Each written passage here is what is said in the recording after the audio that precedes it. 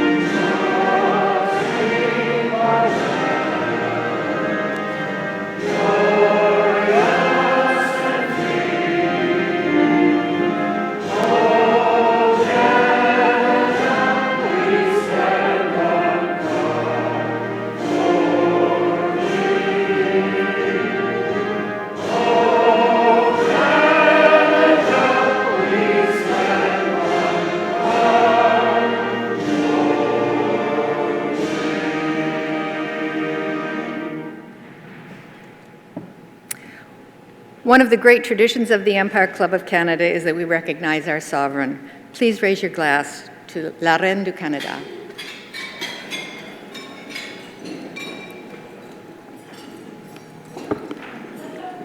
Please be seated.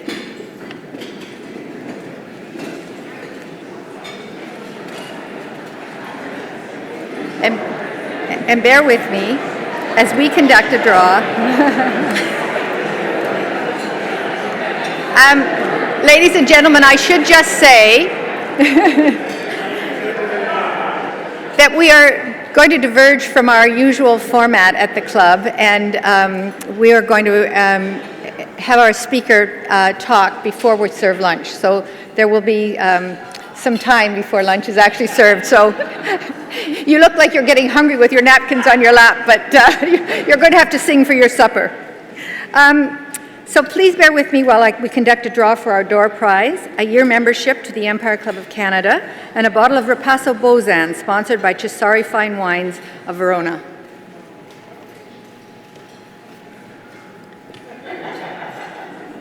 And the winner is Michael, I hope I'm not going to mispronounce it, Michael Morial with the TSO. Michael Morial?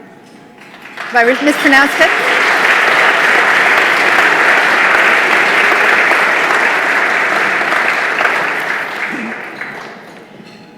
Before our distinguished speakers are introduced today, it gives me great pleasure to introduce our head table guests.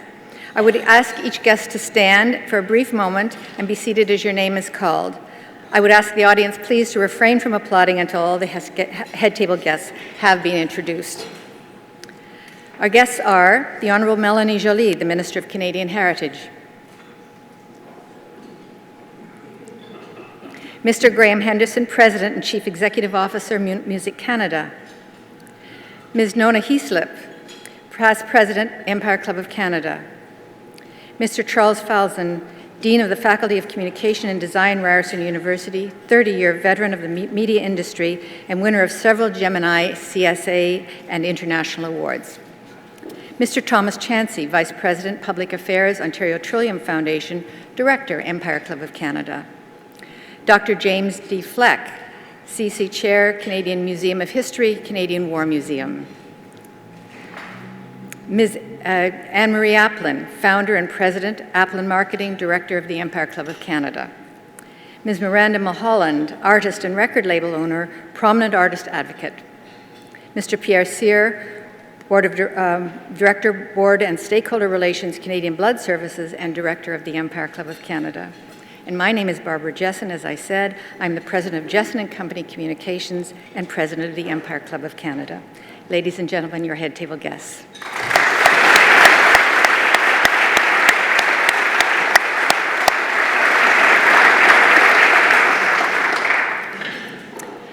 Have you noticed? When was the last time you read a story about Canadian identity? When was the last time anyone asked you to define Canadian culture? I can't put my finger on the moment. Perhaps it was the election of our dashing young Prime Minister, or the election of a churlish leader south of the border and the subsequent lurching from one astonishing situation to another. But no one seems to question anymore that Canada is unique and very special, and that our culture and identity are benchmarks for countries around the world. Early in January, at the start of our sesquicentennial, a story in The Guardian in London described Canada as the first post-national country. Our identity is multicultural, and behaviorally, that shows up in our flexibility, our receptivity to change, and our willingness to compromise. The irony is that none of this is new. There is this notion that Canada is a young nation, and in many ways we are. However, someone pointed out to me recently that in fact we are one of the oldest countries in the world, older than Germany and Italy, for example. In fact, we are older than most countries on Earth, including India and China. Seen through this lens, it does put an interesting perspective on things, doesn't it? The point is that youth is about outlook and attitude, not just chronology. Canada is constantly refreshed and renewed by waves of new immigrants who bring with them traditions and vibrant colors to help us constantly reinvent ourselves. This has a tendency to make us forget that Canada also boasts a rich and ancient past. It has little to do with culture or identity, but archaeologists announced last month that the oldest evidence of life on Earth was found right here on our east coast of Canada. One of our west coast recent discoveries of a 14,000-year-old settlement is about to rewrite the story of North America. New finds of Viking occupation in Newfoundland also point to a much longer period of occupation than previously thought. These were just the first of the many immigrants to arrive in the land now called Canada. I sit on the board of an organization called Theatre Museum Canada, and some frequently ask, what kind of theatre history does Canada have to cherish and nurture? We tend to forget that Aboriginal people were performing rituals and dramas as a part of ceremonies and celebrations hundreds of years before Europeans arrived, and the work of Thompson Highway is often based on First Nations mythology. The earliest known theatre, European theatre, came to Canada in the late 16th century, about the time that a young fellow named William Shakespeare had just begun his life as a playwright. And today we have the burgeoning summer festivals, the works by giants such as Robert Lepage, and if we don't capture this, when the curtain drops, it will be lost. The Empire Club of Canada, too, has a rich tradition. As I said earlier, we were founded in 1903 at a time when serious consideration was being given to Canada becoming part of the United States. Our founders were determined to prevent this, and I must say what a debt of gratitude we all owe to them today. Speakers at our podium have included giants of modern history: Thomas Edison, Winston Churchill, Henry Ford, the Dalai Lama, Bill Gates, and many others. So why am I taking time to remind all of us of this today? Our guest today is Canada's Minister of Heritage. She's charged with nurturing our arts and culture, our media and communications networks, our language, and our multiculturalism. This requires a long view. We expect her ministry to preserve the richness of our past and pave the way forward to our future as a nation. It is a sacred trust, and we expect much of her. Melanie Joly is the Member of Parliament for Unsic, Cartierville in Montreal. I hope I got the pronunciation correct. She is a lawyer by training and the author of Changing the Rules of the Game, which shares her personal vision for public policy and civic engagement. Prior to entering public life, she served as managing partner at the Montreal office of an international communications company. In addition to an honors Bachelor of Law from the University of Montreal, she holds a Magister Juris in European and Comparative Law from the University of Oxford. Minister Jolie will be joined today by Charles Falzon, Dean of the Faculty of Communications and Design at Ryerson and Associate Professor of School of Media. Mr. Falzon has had a distinguished career in the entertainment industry, managing media enterprises in the UK, Japan, Latin America, and Malta. He has produced award-winning television series and features as well as live events. He was founder and continues to act as co-chairman of CCI Entertainment. Ladies and gentlemen, please join me in welcoming to our podium the Honourable Mélanie Joly, Minister of Canadian Heritage, and Mr. Charles Falzon, Dean, Faculty of Communication and Design, Ryerson University.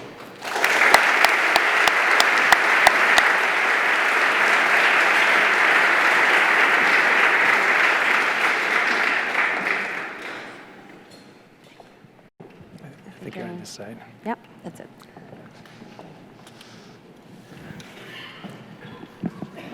Well, thank you very much, Barbara, and thank you, everyone. Welcome to this fireside chat, although we don't have a fire. But the discussion is certainly going to be an enjoyable one, which we're all looking forward to, with the Honourable Minister Melanie Joly, Minister of Canadian Heritage. And so thank you all for coming today. And thank you, Minister. Hi, Charles. How are you? Fine, you? Good, good. There's a lot for us to discuss in a very little time about your vision for the creative industries, Yep. and I know people here are looking forward to hearing directly from you on it. I will say to everybody, invite everybody, that the hashtag is Creative Canada, which is appropriate. So please, I encourage you to tweet and let the world know what they're missing in here. So you've had quite the year. Mm-hmm. Before we go into the main topic, I just want to kind of look at that year, ask you to look at it. You know, in addition to meeting with all the creators in the creative industries, you've had to do this big party of Canada 150. You've worked with Indigenous cultures. You've worked with the Official Languages Act and so on. So there's been all of that. Just maybe you can give us a sense of some of the stuff that stand out for you the most. Yeah. Well, first, I'm glad to be back in Toronto. Happy to see all of you. I know that my parliamentary secretary, Arif Irani, is here. I saw also Julie Dembrusen, who's a member of parliament in the region. So, and there's Peter Handorf and Claude Jolicoeur, and you know, it's great to be back here. I had the chance to visit production studios here, go meet your students at Ryerson, Charles. It was my second TIFF this year, so you know, it's great to be a heritage minister at this time of our history. Right. So it's been a big year for Canada, as you were saying. It has. There's two things I see that are important in our sector that have been happening this year. First, we reinvested in 2016 $1.9 billion in arts and culture. It's one thing to say we're reinvesting. It's another to see actually these investments trickle down and really seeing the impacts of these investments. So now, while we are doubling the budget of the Canada Council and putting $550 million, we see artists benefiting from it. While we are committed $675 million to the CBC and Radio-Canada, we see more productions being done, more local news, also more journalists being employed. So we see that. And same for telefilm, same for the NFB. And so that's one thing. The other thing, of course, is Canada 150. And when I launched, along with the Governor General in Ottawa, the Canada 150 celebrations on December 31st, I mentioned that our social contract, and Barbara was referring to that in her speaking words just at the beginning, is our social contract is based on three pillars. The first one is the importance of actually our official languages, l'importance de nos deux langues officielles, le français et l'anglais. And so We are right now working on a plan to support the vitality of our linguistic communities and support the importance of bilingualism. Donc ça, c'est un sujet qui est très important, sur lequel je travaille très fort présentement. Second thing is the importance of diversity. And we made sure that multiculturalism and diversity was included in everything we were doing in the context of Canada 150. And we've done also an important appointment process, which is an open one and transparent, but also make sure to support the importance of different people from different backgrounds. And finally, what we're working on and which you were alluding to is creating a first co-developed with Indigenous people legislation for Indigenous languages in our history. And that's 90 languages which are not at the same state of vitality. So we're working extremely hard on that. So yes, Quite and of portfolio. course, and we've been working, of course, on Creative Canada. Wow, quite the portfolio. Let's talk about Creative Canada in particular. It was a year ago here at the AGO that you were announcing that you were going to be looking at the challenges and the opportunities of the creative industries, and you were doing this national dialogue with the creative community. Why did you do that? Like, what was it that made you kind of realize that suddenly we have to have a new direction and a new discussion? Well, I think your question goes to fundamentally, why has culture always mattered to Canadians and why should it matter now? And fundamentally, it is about who we are and who we want to be. And this is why it's such a great time in our history to be tackling these questions. And so we know that we are a very small population spread over a very large landmass. We're bound by reconciliation. We know, and Barbara also said that in her introductory notes, that speaking notes, that Indigenous people were here before settlers. And so we need to work on the work of reconciliation.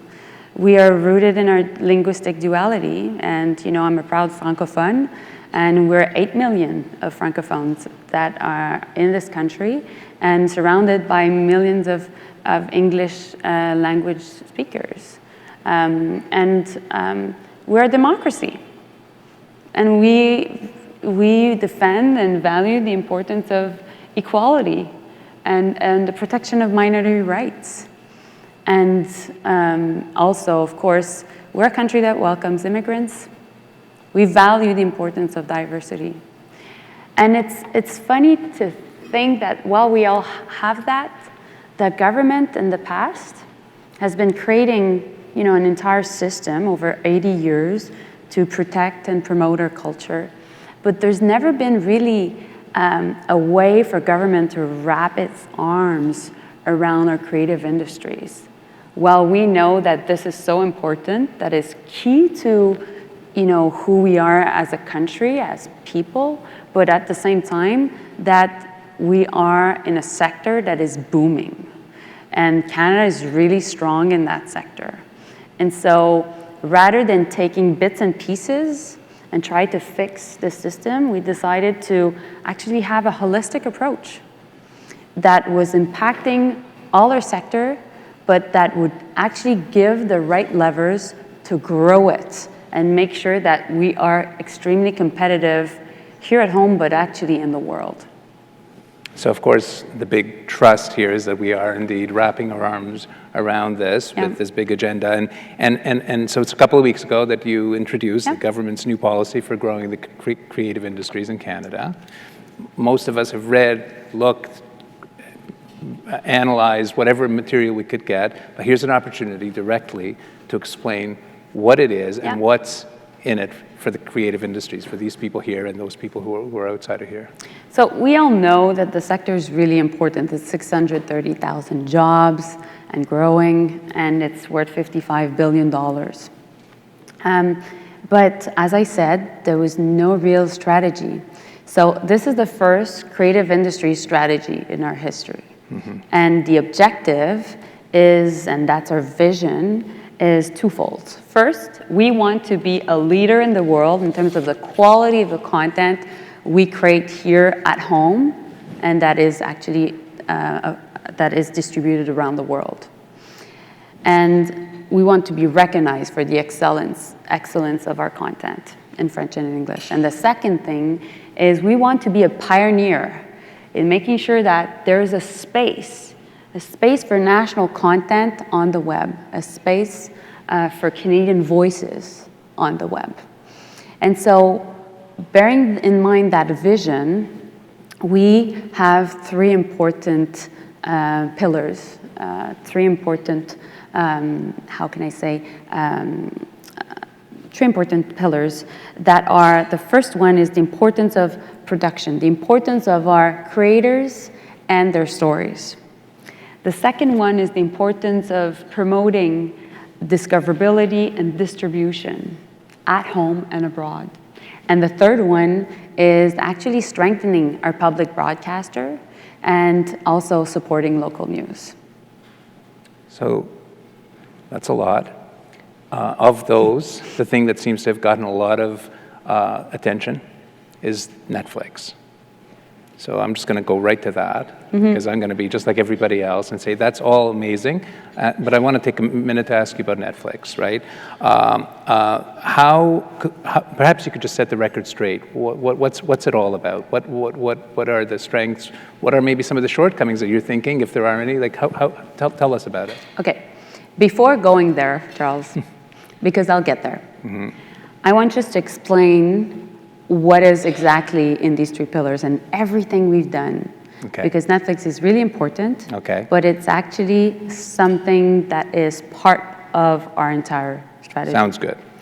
So when, we did these public consultations like you were referring to, 30,000 people participated. It's one of the biggest public consultations that the government did. So thank you to all that participated. And so what we heard loud and clear was the importance of ideas, of actually making sure we would be supporting ideas at their core. And then eventually these ideas can become products, a film, a book, a music, whatever. And so that's a huge shift we're doing. We are actually focusing now on creators. This is the core of what we will be doing. And so to do that, we'll do that different ways. For example, on the first pillar, we reinvested money in the CMF, in the Canada Media Fund, to make sure that while we know that our broadcasters' revenues are declining and that the funding of the CMF is based on the broadcasters' revenues and government revenues, the government will be there to make sure that we stabilize the funding in the CMF. And that's really important. Other thing also is that we will be modernizing our programs to make sure that they're aligned with how people consume content in music and in books. We'll be also making sure that we are looking at CAFCO. So CAFCO is an issue for many. We want to make sure that there's a one-stop shop with Telefilm and CAFCO, and we're reducing red tape. We are also making sure that we're investing in early stage development in the CMF. I told you about the importance of ideas. We need to be supporting more script writings and the development of production eventually, but at its genesis. And also what we want to do is we want to support our creative hubs. There's great projects going on here. Artscape Launchpad is one that is actually one I'm the most fond of. We want to create the next generation of cultural spaces. We want to also make sure that the creative industries are not only at heritage, they're part of a government vision. And so we have a vision that our creative industries are part of an innovation agenda. Our creative sector will now have access to the Economic Development Fund, which is called the Strategic Innovation Fund, to scale our creative industries companies. That's really important. And finally, we will be looking at the Copyright Act making sure that the Copyright Act is modernized and that the focus is on creators. So that's the first thing we're doing. That's for the first pillar and making sure we are supporting our creators and their stories. The second thing is, okay, once we have the content, how can we market it? How can we distribute it? How can we make it discovered on digital platforms? So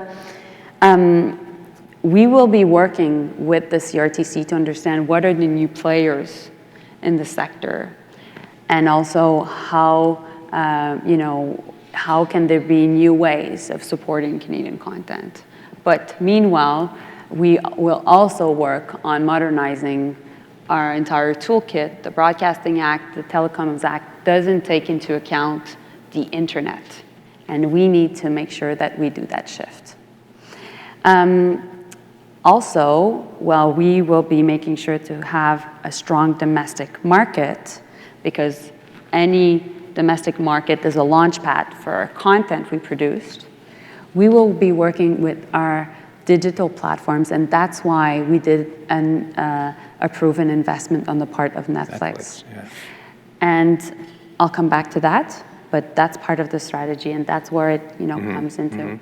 And finally, we launched our first cultural export strategy. We invested $125 million over 5 years in making sure that we can export our content, and that's good for all the sectors, the entire creative industry sector. It's good in music, in performing arts, in literature, in film, etc. So actually, we've empowered our embassies, our missions. We now have boots on the ground to help our creative sector enter key markets.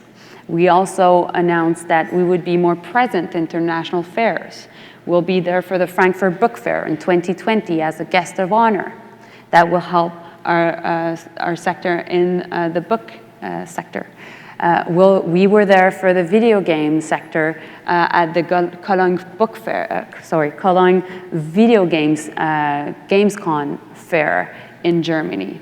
And also, we want to make sure that we're present in entering a key market, which is China, because we'll be launching our first cultural trade mission. So that's for the second sector. You want me to continue? You've just answered every question I was about to ask. No, it's okay. I can continue, because the third sector, yes, please. The third pillar, is the importance of strengthening public broadcasting and local news.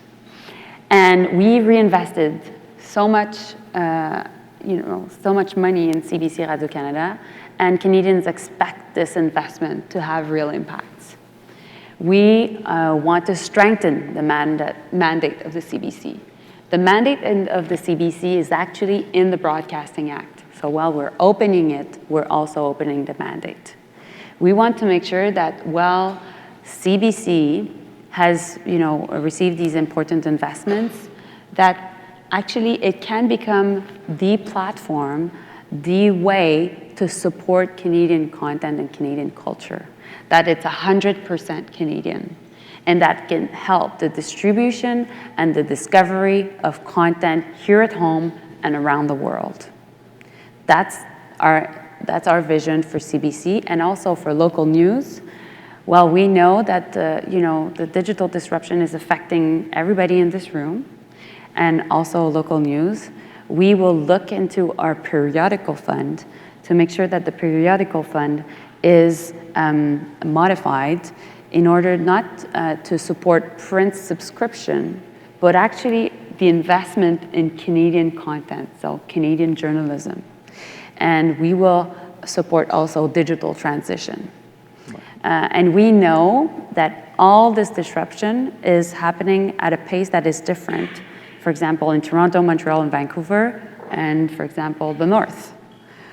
So we need to have that in mind when dealing with the modernizations of our programs and sector. Right, so it's all about having good creators, developing, strengthening their ability to do so, and then to have an ecosystem of production and creative making and export. Exactly. Well, home. Including a and strong public system, so and export. Exactly, because we need to reform our sector, our legislation here to deal with home, but also making sure that we can have a broad view, because we know that there's a global hunt for stories. We know that now it's a borderless, how can I say, market or market. And so we need to make sure that we're strong at home, but at the same time that we don't only limit ourselves to home, that we look around the world for So tangibly, opportunities. for example, how does a young how's this, and how's this different in terms of the potential for a young creator in Newfoundland to be getting programming or content in New Zealand? How is this going to help make more of that happen? Yeah, well, actually, we need to modernize our music fund, and that's what we'll do, to help making sure that it's in line with the new business models, and that this creator has the tool to actually get the right information about where his music is being heard and listened to and liked, and actually helping that person reaching out to these fans and actually making money out of his work. And that's why Copyright Act is so important. Right. But you asked me a question that I didn't answer. Oh, I'm going to ask it. Which is the Netflix deal. But before I go there okay. So you're the one. No. One question. So brief, people have been asking about this China thing all of a sudden. So you've just mentioned, so again, what's expected to come out of that? Yeah. Why China? Okay. So China is an important market because what we've learned from China is that there's actually a willingness on the part of the government to grow the sector. Now it's 4% of their GDP. They want to grow it to 5%. So imagine 1% of the GDP in China. There's one new museum built per day in China. And they still think it's not enough because they have a ratio of 300,000 people for one museum, while we have a ratio of 30,000 people for a museum. There's also, when you look at the biggest foreign investments happening in China, it's actually in the creative industries, and it's Disney doing a first theme park in Shanghai right now. And so it creates so much opportunities that we need to be able, to seize part of these opportunities. So last January, I went to China, met the Minister of Culture of China. We agreed to do a partnership, an agreement together, whereby the Chinese minister and I would work on creating a committee to help actually the entry of creative, the creative businesses and creative artists in China and vice versa. And I also created a expert advisory council in Shanghai with great people such as the person in charge of the Asia market of Cirque du Soleil, Cavalier, also key Canadian executives working at Disney. And I was there in China along with Claude Gilcoeur from the NFB, the Canada Council CEO Simon Brault, and also with the Telefilm CEO Carole Brabant. And so they are all working even in their own agencies and developing these relationships. And now what we want to do is in spring of 2018, we want to launch that first creative industries trade mission to China. And we believe that there's opportunities in 4 sectors. The first one is the importance of film and visual effects. The second is video games and virtual reality. The third is design and museums in general. And the fourth is performing arts. And so I really hope that anybody that is interested in participating in this trade mission and entering the market in China, well, please feel free to go on the Canadian Heritage website or contact my team, because we're actually working on making this happen. Okay, so before we open it up for a couple of questions, let's talk Netflix. Yeah. what's in it for Canadians? Okay, so what happened is,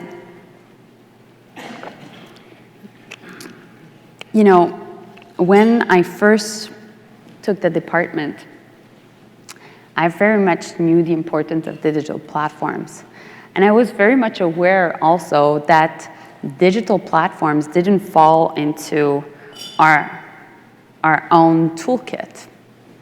And so rather than not talking about it and just letting that go, I thought, okay, well, let's find more about it. How many Canadians are on these digital platforms? Well, there's 22 million Canadians on Facebook. Okay, how many Canadians have Netflix? 1 out of 2 households in Canada have Netflix. So, okay, they're present, they're liked, they won't go away. So how can we have conversations with these platforms? And that's the #1 question of all ministers of cultures in the world right now, how to deal with these new players. And so I went to the World Economic Forum. I started the conversation with these platforms, then went to Silicon Valley itself. And actually Netflix came and said, well, we are already investing in Canada, but we want to grow our presence. We like the fact that you have great crews, great infrastructure, but actually we really like the great stories that you're bringing up. Because we just did Anne of Green Gables with the CBC, we just did Elias Greats with the CBC, and we did Frontier with Discovery Channel. So, let's talk. So I said, no problem, what's your plan? And they said that they would be willing to open a first Canadian production house. That's the first time that they will they are opening up a production house outside the US. Under the Investment Act, I had to approve this. And so there was no negotiation about a tax exemption. That was not part of our discussions.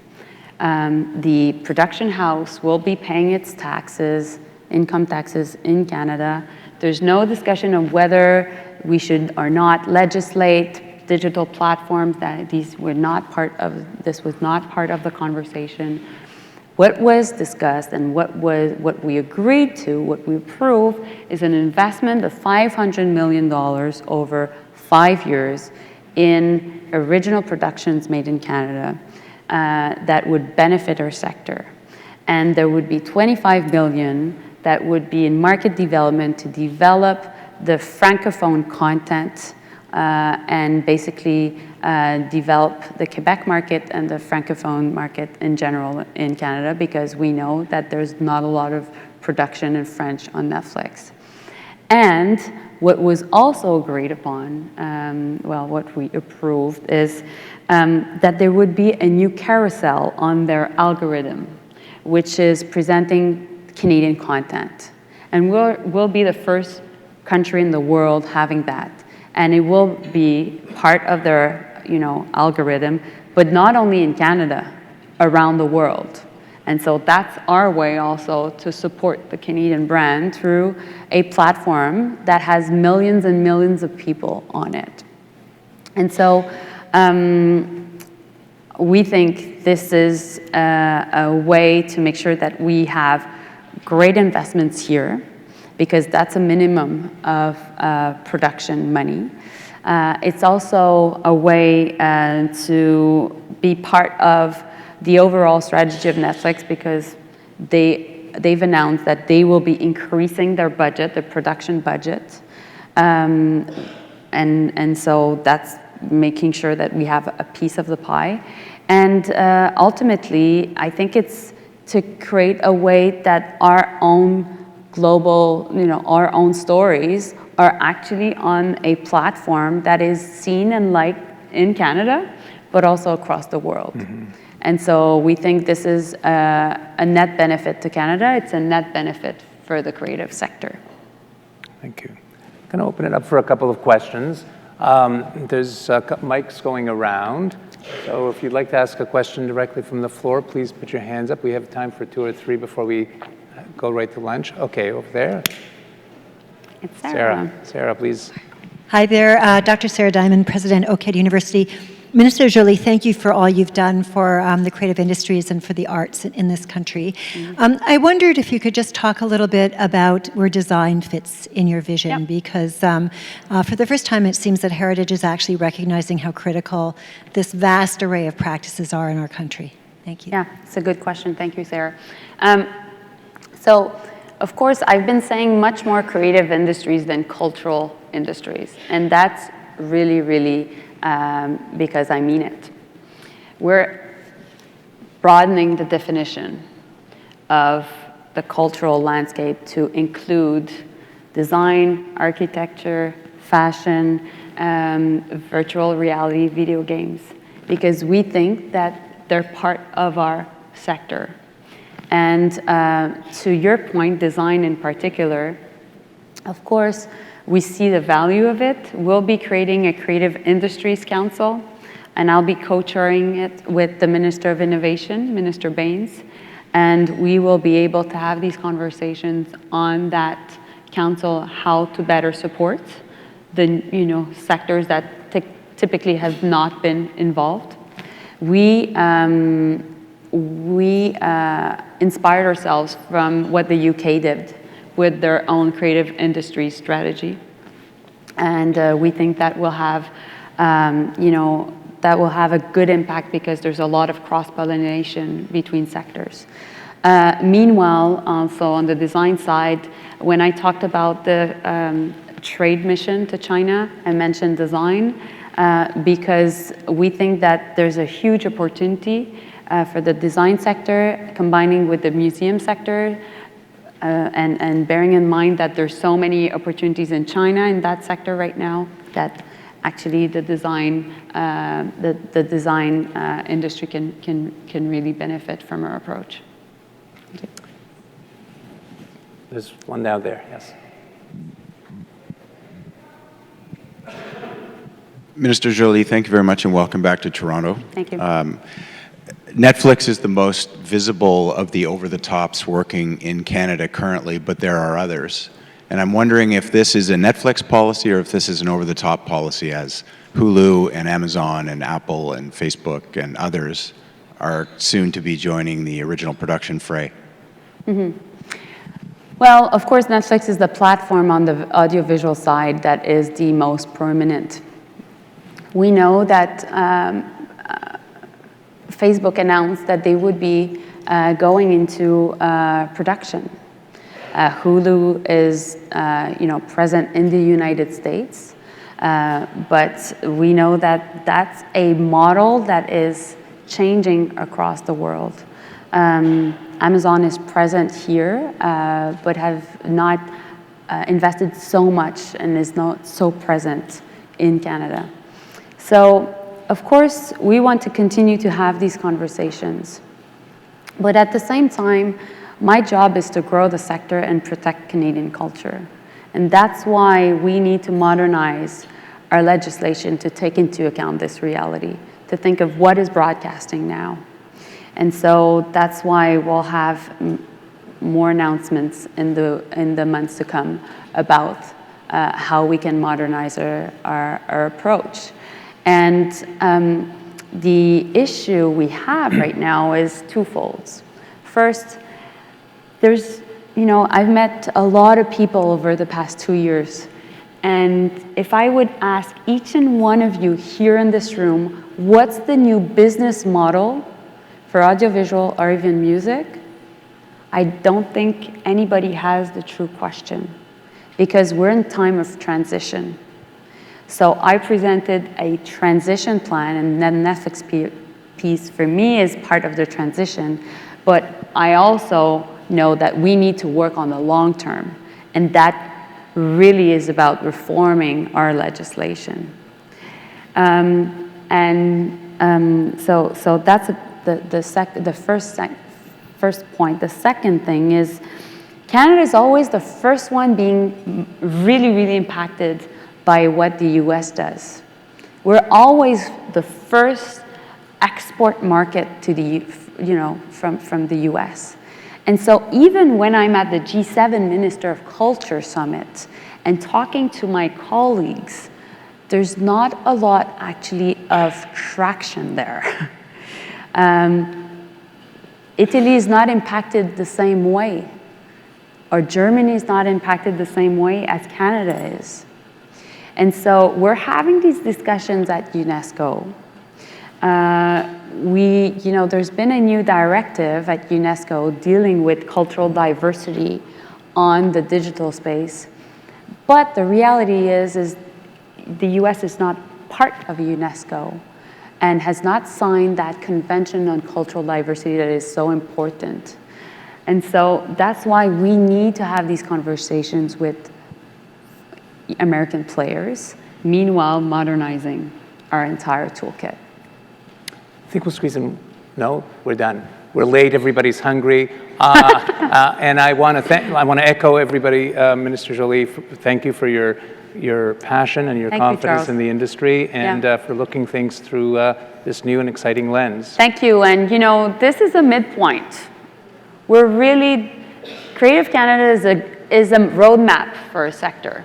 We're not done, but we can work together to make sure that ultimately we can all benefit from the great opportunities while dealing with change, which I know can be fearful, but we can do that all together. Thank you. Thank you.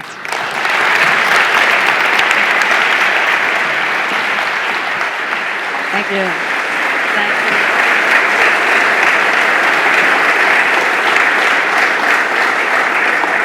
Please welcome Graeme Henderson from Music Canada to thank our esteemed speaker.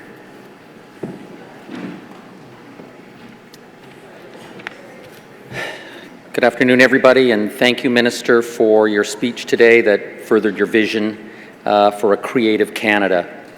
As you know, at Music Canada and throughout the music industry, we recognize the challenges that have been faced by our friends in film and television and journalism, so your attempts to assist them with these announcements are most welcome.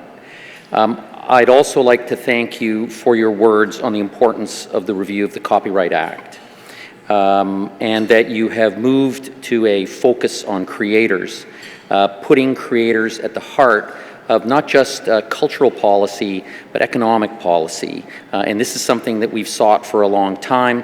There's a group that, as you know, Miranda Mulholland's involved with called Focus on Creators that has been advocating it, so we appreciate that. I also want to thank you for your role in helping to reform the Copyright Board.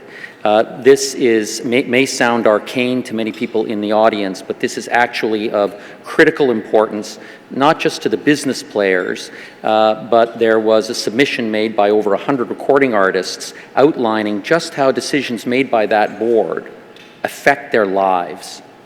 So thank you. As you know, there are sections of the Copyright Act that allow others to commercialize the works of creators without proper remuneration. This is the elephant in the room.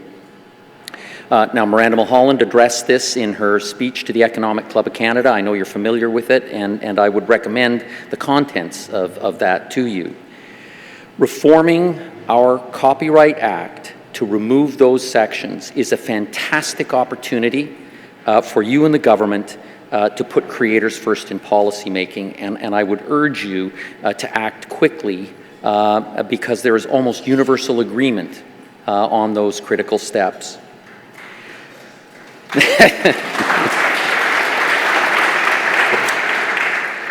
We are increasingly worried about the disappearance of the creative middle class, and so I perhaps might gently question the perception that we're booming. There's certainly aspects that are booming, but there are other aspects which are at terrible risk right now. And the creative class simply cannot exist while others are able to commercialize creators' content without proper remuneration. Now, at Music Canada, this is our paramount concern. Next week, we have our annual policy conference, and we're going to be releasing a study on the value gap, which I know many in this room are familiar with. It's called in other sectors the value transfer. This is the phenomenon where content has got increasing value, is throwing off increasing money, remuneration, but it's not finding its way into the pockets of creators. And that study, which will be releasing that Tuesday next week, will help us understand why this is happening. So thank you again for your speech. We at Music Canada, and I know others in this room, are anxious to work with you to create tangible, meaningful solutions that will make a difference for artists like Miranda today. So thank you.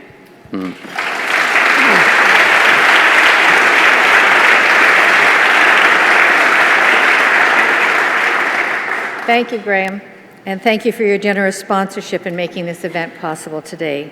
Without sponsors like these great companies and organizations, the Empire Club lunches would not be possible, so thank you once again for your generous support.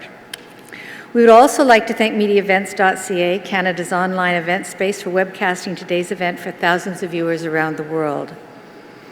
Although our club has been around since 1903, we have moved into the 21st century, and we're active on social media. Please follow us on Twitter at Empire_Club, and visit us online at www.empireclub.org.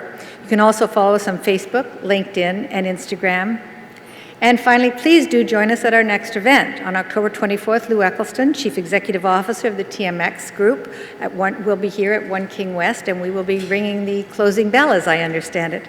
Thank you for your attendance today. Please enjoy your lunch, and this formal meeting is now adjourned.